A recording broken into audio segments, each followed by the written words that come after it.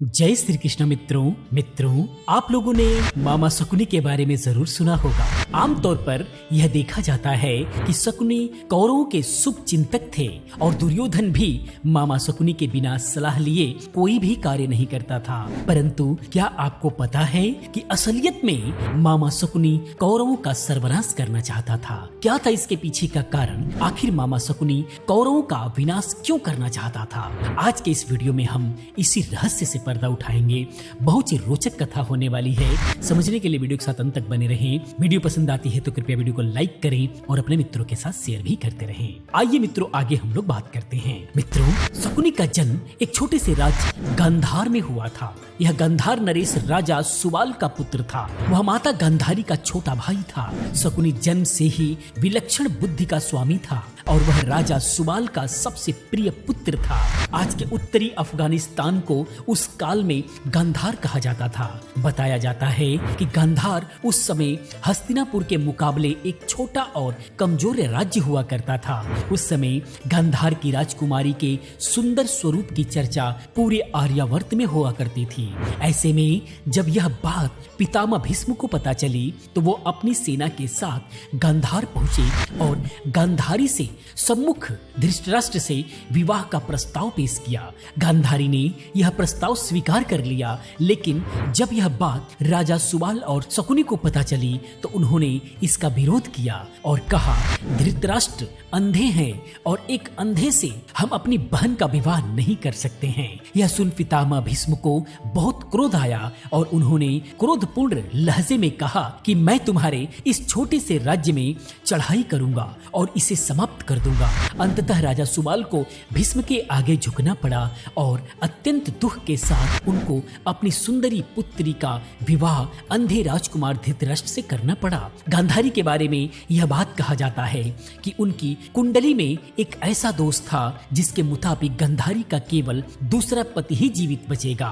गांधारी जिससे भी अपना पहला विवाह करेगी वह मृत्यु को प्राप्त होगा। इसलिए गांधारी का पहला विवाह एक बकरे के साथ करा दिया गया, जिसकी कुछ समय पश्चात मृत्यु हो गई। यह बात जब महाराज धृतराष्ट्र को पता चली तो उन्होंने समझा कि मेरे साथ छल हुआ है और उन्हें बहुत क्रोध आया और उन्होंने इसका दोषी राजा सुबाल को माना। अपने अपमान का बदला लेने के लिए राजा सुबाल और उसके पूरे परिवार को कारागार में डलवा दिया। कारागार में उन्हें खाने के लिए इतना कम खाना दिया जाता था कि जिससे केवल एक व्यक्ति का ही पेट भर सके और यह राजा सुबाल के पूरे परिवार को भूखे मार देने की साजिश थी। राजा सुबाल ने यह निर्णय लिया कि यह भोजन केवल उनके सबसे छोटे पुत्र को ही दिया जाए ताकि उनके परिवार में से कोई तो जीवित बच सके। कुछ दिनों पश्चात एक एक करके राजा सुबाल के सभी पुत्र मरने लगे। जब राजा सुबाल का अंत समय नजदीक आया तो उन्होंने शकुनी से कहा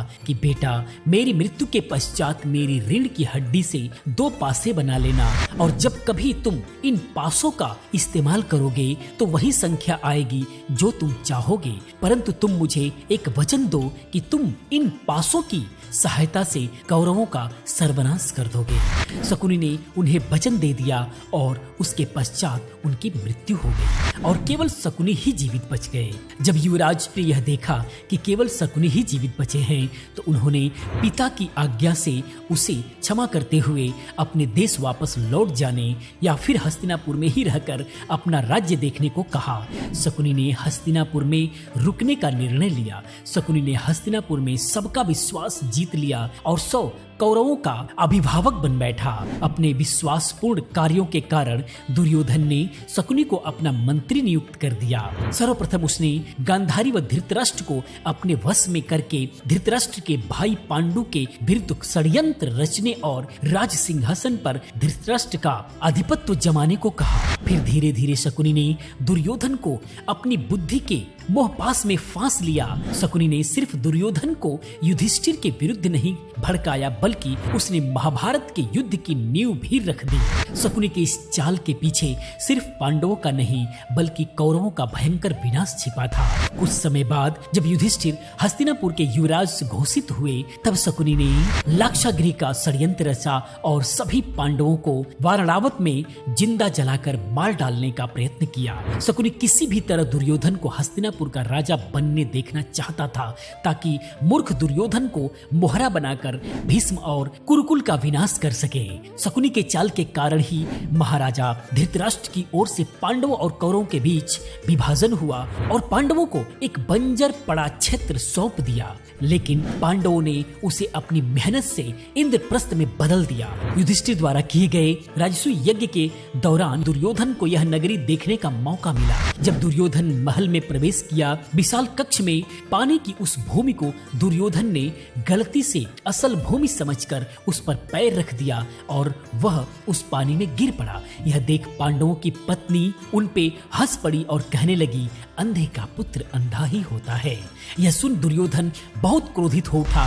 तब शकुनी ने दुर्योधन को इसका बदला लेने को कहा। इसी अपमान का बदला लेने के लिए शकुनी ने चौसर के खेल का षड्यंत्र रचा और धीरे धीरे करके छल से पांडवों का सब कुछ दांव पर लगवा दिया। अंत में शकुनी ने ही द्रौपदी को दांव पे लगवाने की साजिश रची थी और भरी सभा में उनका चीरहरण करवाया। कालांतर में इन्हीं सब बातों को लेकर महाभारत युद्ध हुआ और कौरवों का विनाश हो गया और अंत में सहदेव ने शकुनी और उनके दोनों पुत्रों को मौत के घाट उतार दिया। तो मित्रों, यह थी कथा मामा शकुनी की। आपको कैसा लगा कृपया कमेंट में जरूर बताएं और इसी प्रकार की तमाम कथाओं को सुनने के लिए चैनल को सब्सक्राइब करें, चैनल के साथ बने रहें क्योंकि इस टाइप की तमाम कथाओं को मैं लेकर के हाजिर होता रहता हूँ। मैं मिलता हूँ अगली किसी और रोचक कथा के साथ में। पूरी वीडियो देखने के लिए आप सभी का बहुत बहुत आभार।